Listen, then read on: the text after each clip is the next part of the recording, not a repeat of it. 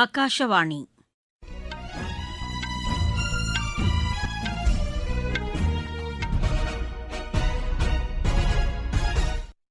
செய்திகள் வாசிப்பவர் சித்ரா பாலசுப்ரமணியன். தலைப்புச் செய்திகள். விவசாயிகளின் வாழ்வாதாரத்தை பாதுகாத்து அவர்களின் வருமானத்தை பெருக்க மத்திய அரசு நடவடிக்கை எடுத்துள்ளதாக வேளாண் துறை அமைச்சர் திரு சிவராஜ் சிங் சௌஹான் தெரிவித்துள்ளார்.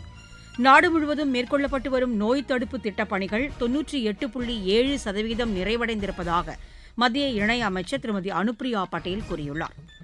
நாடு முழுவதும் 29,000 மின்சார வாகன சார்ஜிங் மையங்கள் அமைக்கப்பட்டுள்ளதாக மத்திய கனரக தொழில்துறை இணையமைச்சர் திரு பூபதி ராஜு ஸ்ரீனிவாச வர்மா தெரிவித்துள்ளார்.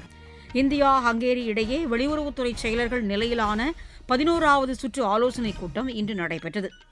சென்னை சேலஞ்சர்ஸ் டென்னிஸ் போட்டியில் இந்தியாவின் சசிகுமார் முகுந்த் காலிறுதிக்கு முந்தைய சுற்றுக்கு முன்னேறியுள்ளார். இனி விரிவான செய்திகள். விவசாயிகளின் வாழ்வாதாரத்தை பாதுகாத்து அவர்களின் வருமானத்தை பெருக்க மத்திய அரசு நடவடிக்கைகள் எடுத்துள்ளதாக வேளாண் துறை அமைச்சர் திரு சிவராஜ் சிங் சௌஹான் தெரிவித்துள்ளார். மக்களவையில் கேள்வி நேரத்தில் இதை தெரிவித்த அமைச்சர் 22 முக்கிய வேளாண் பொருட்களுக்கு குறைந்தபட்ச ஆதரவு விலை நிர்ணயம் செய்யப்பட்டு கொள்முதல் செய்யப்படுவதாக கூறினார். நெல் மற்றும் கோதுமையை இந்திய உணவுக் கழகமும் மாநில அரசின் அமைப்புகளும் குறைந்தபட்ச ஆதரவு விலையில் கொள்முதல் செய்து வருவதாகவும் அவர் குறிப்பிட்டார். எண்ணெய் வித்துக்கள், பருப்பு வகைகள், கொப்பரை போன்றவற்றையும் மத்திய அரசின் ஆஷா உள்ளிட்ட திட்டங்களின் மூலம் கொள்முதல் செய்வதற்கு நடவடிக்கை எடுக்கப்பட்டுள்ளதாகவும் அவர் கூறினார். விவசாயிகளுக்கு தேவையான டிஏபி, யூரியா உள்ளிட்ட உரங்களுக்கு மானியம் வழங்கப்படுவதாகவும் அவர் தெரிவித்தார்.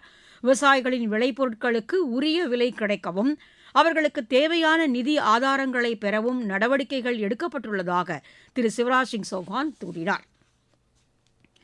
மத்திய அரசின் பல்வேறு அமைச்சகங்கள் மற்றும் அலுவலகங்களில் பணியாற்றுவதற்காக தேர்வு செய்யப்பட்டுள்ள பயிற்சி கணக்கு அதிகாரிகள் இன்று குடியரசுத் தலைவர் திருமதி திரௌபதி முர்முவை சந்தித்தனர். இது தொடர்பாக குடியரசுத் தலைவர் வெளியிட்டுள்ள சமூக வலைதள பதிவில், இந்திய சிவில் அக்கவுண்ட் சேவை, இந்திய பாதுகாப்பு கணக்குகள் சேவை, அஞ்சல் மற்றும் தொலைபேசி சேவை, இந்திய ரயில்வே நிர்வாக அமைப்பு ஆகியவற்றில் பணியில் சேர்ந்துள்ள இந்த அதிகாரிகளுக்கு ஹரியானா மாநிலம் ஃபரிதாபாத்தில் உள்ள அருண்ஜேட்லி தேசிய நிதி மேலாண்மை கல்விக் கழகத்தில் தொழில் ரீதியான பயிற்சி அளிக்கப்பட்டு வருவதாக தெரிவித்துள்ளார். நாடாளுமன்றத்தின் இரு அவைகளிலும் வரும் ஆண்டுக்கான பட்ஜெட் மீதான விவாதம் இன்றும் தொடர்ந்து நடைபெற்றது. மக்களவையில் பட்ஜெட் மீதான விவாதத்தை காங்கிரஸ் உறுப்பினர் திரு சசி தரூர் தொடங்கி வைத்தார். இதில் அரசு செலவினங்கள் குறைக்கப்பட்டுள்ளதாகவும் வரி வருவாயில் பெரிய மாற்றம் ஏதும் இல்லை என்றும் கூறினார். தனிநபர் மீது வரிச்சுமை அதிகரிக்கப்பட்டிருப்பதாகவும் பெரிய நிறுவனங்களுக்கு வரிச்சுமை குறைக்கப்பட்டிருப்பதாகவும் அவர் குற்றம் சாட்டினார்.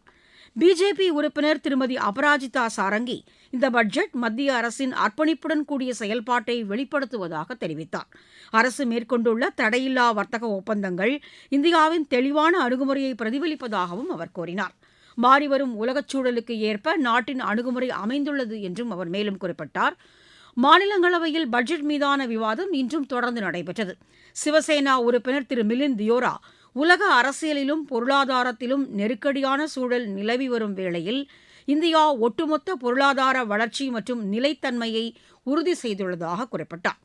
திமுக உறுப்பினர் திருமதி கனிமொழி ஏழை மக்களுக்கு எதிரான பட்ஜெட் இது என கூறினார். நாட்டின் பொருளாதார நிலைமையை கணக்கில் எடுக்காமல் இந்த பட்ஜெட் தயாரிக்கப்பட்டுள்ளதாகவும் அவர் தெரிவித்தார். பிஜேபி உறுப்பினர் திரு சுரேந்திர சிங் நாகர் பொருளாதார வளர்ச்சி விகிதத்தை உயர்த்துவதற்கு முன்னுரிமை அளிக்கப்பட்டுள்ளதாக கூறினார்.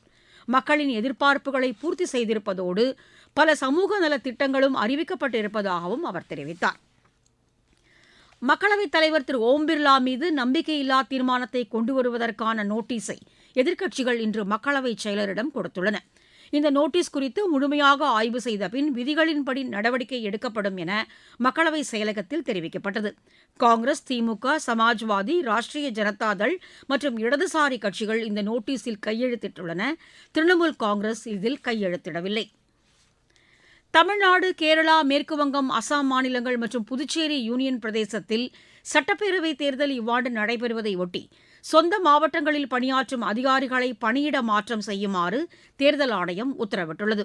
இது தொடர்பாக தேர்தல் ஆணையம் இந்த மாநிலங்களின் தலைமைச் செயலர்கள் மற்றும் மாநில தலைமை தேர்தல் அதிகாரிகளுக்கு எழுதியுள்ள கடிதத்தில், கடந்த 4 ஆண்டுகளில் 3 ஆண்டுகளுக்கு மேல் ஒரே இடத்தில் பணியாற்றிய அதிகாரிகளை பணியிட மாற்றம் செய்வதற்கான நடவடிக்கைகளை மேற்கொள்ள வேண்டும் என உத்தரவிட்டுள்ளது. இந்த பணியிட மாற்றங்கள் இம்மாதம் 27ஆம் தேதிக்குள் முடிக்கப்பட்டு தேர்தல் ஆணையத்துக்கு தெரிவிக்கப்பட வேண்டும் என்றும் அந்த கடிதத்தில் மேலும் கூறப்பட்டுள்ளது. நீங்கள் கேட்டுக்கொண்டிருப்பது ஆகாஷவாணியின் செய்தி அறிக்கை. ஊரக வளர்ச்சிக்கான புதிய அத்தியாயம். வளர்ச்சியடைந்த இந்தியாவிற்கான ஊரக வேலைவாய்ப்பு உறுதி மற்றும் வாழ்வாதார சட்டம். இந்த சட்டம் வருடத்திற்கு 125 நாட்கள் வேலையை உறுதி செய்கிறது. இதில் வாரந்தோறும் ஊதியம் வழங்கப்படுவது கட்டாயமாக்கப்பட்டுள்ளது. பணி முடிந்த 15 நாட்களுக்குள் ஊதியம் வழங்குவதை உறுதி செய்வதற்கான அம்சங்களும் இதில் இடம்பெற்றுள்ளன. ஊதியம் காலதாமதமாக வழங்கப்பட்டால் அதற்கான இழப்பீட்டுத் தொகைக்கும் இதில் வகை செய்யப்பட்டுள்ளது. வளர்ச்சியடைந்த இந்தியாவிற்கான பயணத்தில் மோடி அரசு தொடரும் சீர்திருத்த நடவடிக்கைகள். நாடு முழுவதும் மேற்கொள்ளப்பட்டு வரும் நோய் தடுப்பு திட்டப் பணிகள் 98.7% நிறைவடைந்திருப்பதாக மத்திய சுகாதாரத்துறை இணை அமைச்சர் திருமதி அனுப்பிரியா பட்டேல் தெரிவித்துள்ளார்.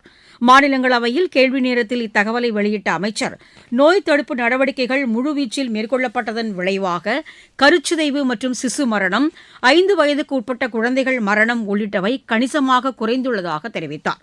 நோய் பாதிப்பால் குழந்தைகள் இறப்பு சதவிகிதம் உலக சராசரியை விட நாட்டில் குறைவாகவே உள்ளது என்றும் அவர் கூறினார்.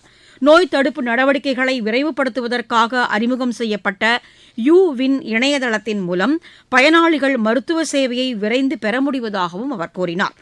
அனைத்து நோய் தடுப்பு பணிகளும் இந்த இணையதளத்தின் கீழ் இணைக்கப்பட்டுள்ளதாகவும் அவர் குறிப்பிட்டார். கருவுற்ற தாய்மார்களுக்கு குறித்த காலத்தில் தடுப்பூசி செலுத்துவது மற்றும் பிறந்த குழந்தை முதல் 17 வயது வரையான குழந்தைகளுக்கு தடுப்பூசி செலுத்துவது போன்ற பணிகள் இந்த இணையதளத்தின் வாயிலாக சிறப்பாக செய்யப்பட்டு வருவதாகவும் அவர் கூறினார். பயனாளிகளுக்கு தடுப்பூசி போடுவது மற்றும் அவர்களுக்கான பதிவேட்டை மின்னணு முறையில் பராமரிப்பது போன்றவை பயனுள்ள வகையில் அமைந்துள்ளதாகவும் திருமதி அனுப்பிரியா பட்டேல் தெரிவித்தார். நாடு முழுவதும் 29,000 மின்சார வாகன சார்ஜிங் மையங்கள் அமைக்கப்பட்டுள்ளதாக மத்திய கனரக தொழில்துறை இணை அமைச்சர் திரு பூபதி ராஜு ஸ்ரீனிவாச வர்மா தெரிவித்துள்ளார். மக்களவையில் இதை தெரிவித்த அமைச்சர், ஃபேம் 2 திட்டத்தின் கீழ் மத்திய அரசு 912 கோடி ரூபாய் மின் வாகன சார்ஜிங் மையங்கள் அமைக்க ஒதுக்கீடு செய்துள்ளதாகவும் கூறினார். பிரதமரின் டிரைவ் திட்டத்தின் கீழ் பொது இடங்களில் மின்சார சார்ஜிங் கட்டமைப்பை நிறுவுவதற்கு 2000 கோடி ரூபாய் ஒதுக்கீடு செய்யப்பட்டுள்ளதாகவும் அவர் தெரிவித்தார். இந்தியா ஹங்கேரி இடையேயான இருதரப்பு ஒத்துழைப்பை வலுப்படுத்தும் நோக்கில் வெளியுறவுத்துறை செயலர்கள் நிலையிலான 11வது சுற்று ஆலோசனைக் கூட்டம் இன்று நடைபெற்றது.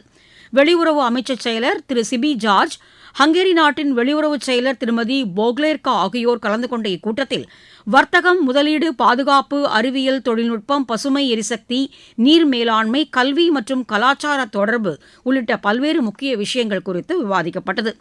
ஐரோப்பிய மற்றும் இந்தோ பசிபிக் மண்டல அரசியல் விவகாரங்கள் குறித்தும் இப்பேச்சுவார்த்தையில் இடம்பெற்றது. விளையாட்டுச் செய்திகள். சென்னை சேலஞ்சர்ஸ் டென்னிஸ் போட்டியில் இந்தியாவின் சசிகுமார் முகுந்த் காலிறுதிக்கு முந்தைய சுற்றுக்கு முன்னேறியுள்ளார். இன்று நடைபெற்ற ஆடவர் ஒற்றையர் பிரிவில் அவர் 7-5, 6-3 என்ற செட் கணக்கில் நிதின்குமார் சின்ஹாவை வென்றார். சென்னை சர்வதேச டேபிள் டென்னிஸ் போட்டி இன்று தொடங்கியது. இன்று நடைபெற்ற ஆடவர் ஒற்றையர் பிரிவில் இந்தியாவின் ராகுல் மாலிக், கார்த்திகேயன், அபினய், சனில் ஷெட்டி உள்ளிட்டோர் அரையிறுதிக்கு முன்னேறியுள்ளனர். மகளிர் பிரிவில் நெஹா குமாரி, ஸ்ருதி, சம்ருதி உள்ளிட்டோரும் அரையிறுதிக்கு முன்னேறியிருக்கிறார்கள். உலகக்கோப்பை 2020 கிரிக்கெட் போட்டியில் ஐக்கிய அரபு எமிரேட்ஸுக்கு எதிரான ஆட்டத்தில் நியூசிலாந்து 10 விக்கெட் வித்தியாசத்தில் வெற்றி பெற்றது.